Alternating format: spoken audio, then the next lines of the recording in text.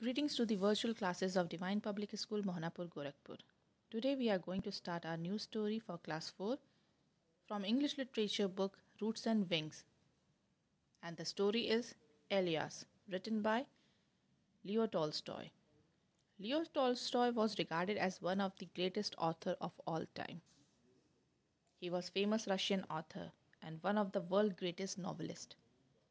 He was born in a well-known aristocratic family. His parents died when he was young, so he and his siblings were brought up by relatives. He studied at home by tutors, but later on he went to Kazan University to study law. He left the university in the middle of his studies and started working in army. Later on, he left there also and took up writing.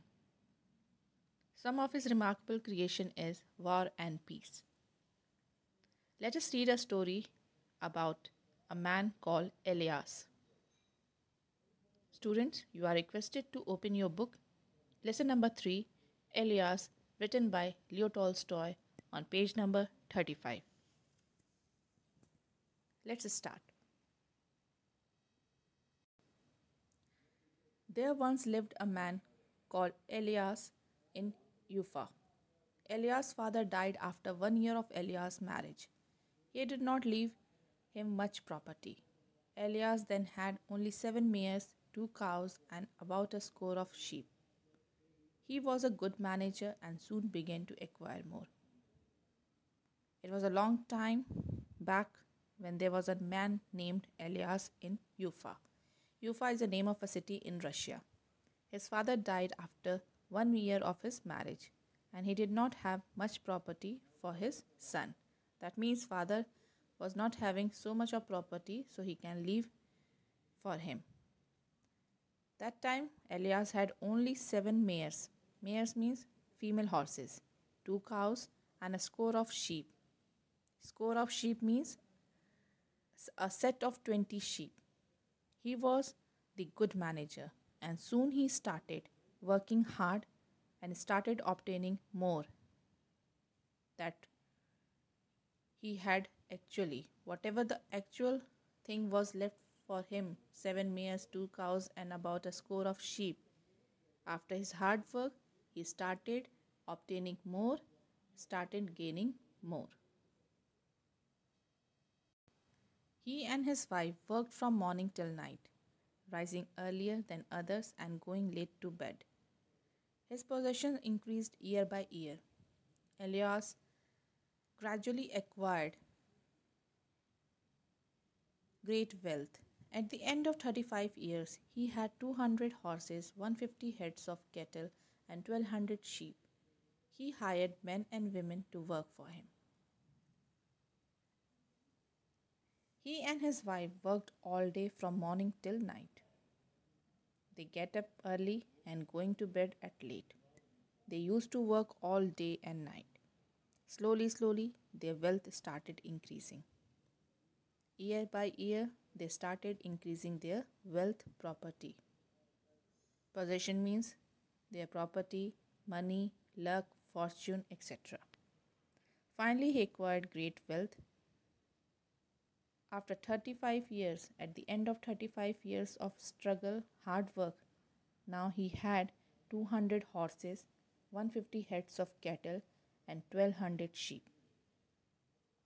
Now they started hiring, employing men and women, or they are giving the job to men and women to work for him, because their business is now grown. They acquired so much that they required men and women for the work. They tended his flocks, herds, milked his mares and cows, and made kumis, butter, and cheese. Elias had an abundance of everything, and everyone in the district envied him. Influential people heard of him and wanted to be acquainted with him. People from distant places visited him.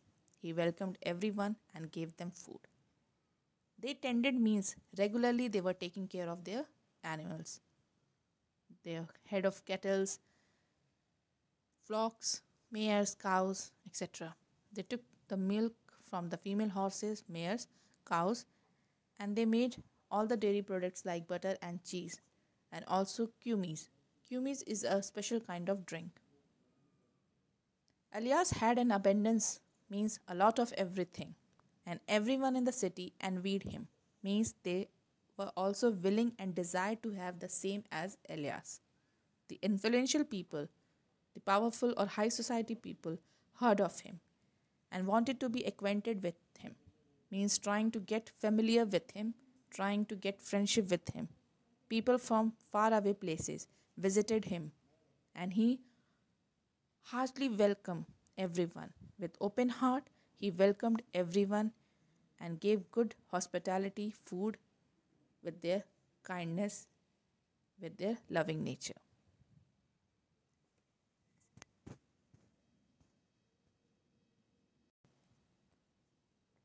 Elias had three children, two sons and a daughter. He married them all off. When he was poor, his sons had worked with him. They looked after the flocks and herds themselves. But when Elias grew rich, they got spoiled. The eldest was killed in Braal. The younger one stopped obeying his father, so they lived separately. Elias gave his son a house and some of the cattle. This diminished his wealth. In Elias' family, he had three children, two sons and a daughter. He married them all. When he was poor, means in beginning, he was poor with less property, his sons used to work with him. They themselves looked after the herds, flocks, cattle, etc. Children were helping, but when Elias started becoming wealthy, he started becoming rich, the children got spoiled. Leaving all their family work, they got spoiled. The eldest child was killed in a brawl. Brawl means a very rough fight, and younger one started disobeying his father. So they started living separately. Elias gave his son a house and some of the cattle, and they got separated. This made Elias' wealth less. This diminished his wealth, started decreasing in his wealth. Soon many of his sheep died due to disease. This was followed by a bad harvest, and then the Kyrgyz stole his best herd of horses. His wealth decreased, and he had to sell off his carpets, furs, saddles, tents, and remaining cattle. His son, who had parted, went to a far off country, and his daughter was dead. He and his wife, Shem Shemegi, had grown old. There was no one to look after them. Thereafter, many of his sheep died due to disease, and thus followed by a bad harvest. Then the Kyrgyz took all his best herd of horse. The best horses was stolen by Kyrgyz. Kyrgyz means one who belongs to the people of the Mongolian race living in the vast region of Central Asia. His wealth started decreasing, and now he had to sell his carpets, furs, saddles. Saddles means a seat used on the back of a horse, tents, and remaining cattle. His son, who was living separately, went far away from the country. One elder son already died.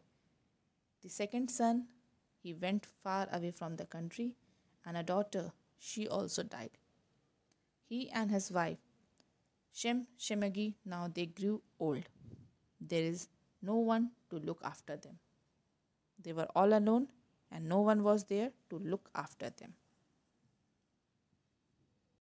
Their neighbor Muhammad Shah lived comfortably and was a good man. He had pity on Elias and remembered the hospitality of Elias and said, "Come and live with me. Elias, you and your old women. In summer, you can work in my melon garden as much as your strength allows, and in winter, feed my cattle. When you need anything, tell me, and you shall have it." Elias thanked his neighbor. He and his wife began to work as laborers and did all the work sincerely. They found it hard in the beginning but got used to the work. They were not lazy at all. One day, Muhammad Shah's relative came to visit him from far. After preparing and offering them food, Elias finished the work. Their neighbor Muhammad Shah was living comfortably and was a good man and good neighbor. He felt bad for Elias and remembered his good hospitality and offered him to live with him and also to his wife. He offered them the work also so they can work in melon garden in summers according to their strength, and in winter they can feed his cattle. And whenever they need anything, they can tell him and have it. He thanked his neighbor. Elias thanked his neighbor Muhammad Shah. He was too much thankful to his neighbor. He and his wife started working as worker and they did their work sincerely. In beginning it was hard for them, but later on they used to do the work sincerely and faithfully. They were hardworking and not at all lazy. One day, some relatives of Muhammad Shah came to visit Muhammad Shah, and after preparing and offering food, Elias finished his work. Muhammad Shah told one of his guests about Elias, and he said that he was aware of Elias and his fame. Then Muhammad Shah told his guest that the old man and his wife worked for him. The guest was shocked and said, "Fortune turns like a wheel. One man it lifts, another it sets down. Does not the old man grieve all over all that he has lost?" So the guest called Elias and his wife and spoke to them. Muhammad Shah, when the relatives came, he told one of his guests about the Elias. Then the guest replied that he is aware about them and his fame. Then Muhammad Shah told that they are working under him. After listening, guests were shocked and said, "Fortune turns like a wheel." Means one day luck, money is always there, and another day it will go down. For one man it will lift, and another it sets down. They asked, did they grieve? They cried over all after they lost. So the guest called Elias and his wife to speak them directly. Elias said, "If I were to tell you what is happiness and what is misfortune, you would not believe me. You had better ask my wife." His wife said, "My old man and I lived for 50 years looking for happiness and not finding it. When we were rich, we had no time to talk to one another. We spent much time looking after the visitors, getting work done from our laborers, and worrying about our cattle. Beside, my old man and I used to disagree, yell, and have a row." Here Elias replied, "If he will tell what is the meaning of happiness and also what is the meaning of misfortune, then you will not believe my answer. So it's better to ask my wife." Then the wife replied that she and his Elias lived for almost 50 years looking for happiness and not at all finding it. When we were rich, that time they don't have time to talk with each other. We both were busy in the work, looking after the visitors, guests, getting or making workers to do the work, taking care and worrying about cattle. Beside that, me and my old man used to disagree, shout, and fight. Now my husband and I live peacefully with nothing to quarrel about. We have nothing to worry about, but just think how best to serve our master. We work as much as we can and we get food and clothes. We have fur to wear, fuel to burn when it is cold, and we have all the time to talk and time to pray. At last, we have found happiness. The guest initially laughed, but soon realized that what Elias was saying was indeed the truth of life. Now, at this time, me and my husband are living in comfort and peace. We don't have anything to quarrel about. to talk, or to fight. We have nothing to worry about. Now we are just thinking how to serve the best to our master. We work as much as we can do. We get good food and clothes. We have fur to wear and fuel to burn when it is cold. And we have all the time to talk with each other and to share our problem, and also time for prayer. At least now we have found happiness. The guests who were listening, they just laughed, but soon they realized that they said the truth of the life. This is the truth that they realized at their old age. In their in the beginning, they worked so much, earned so much, and they have lot of wealth fortune, but they don't have time for each other and for the family. So they realized that this is the indeed the truth of life. Students, I hope you all have understood this lesson. Now it's time for difficult words. Difficult words: acquired, mayors, cumies, abundance, diminished, Muhammad, fortune, score, manager, Anvir, acquainted, Kirghiz, Sheikh Shemagi, misfortune, hired, possessions, influential, brawl, saddles, hospitality, indeed. Home assignment: read the lesson twice. Learn all the difficult words. Students, stay safe. Thank you.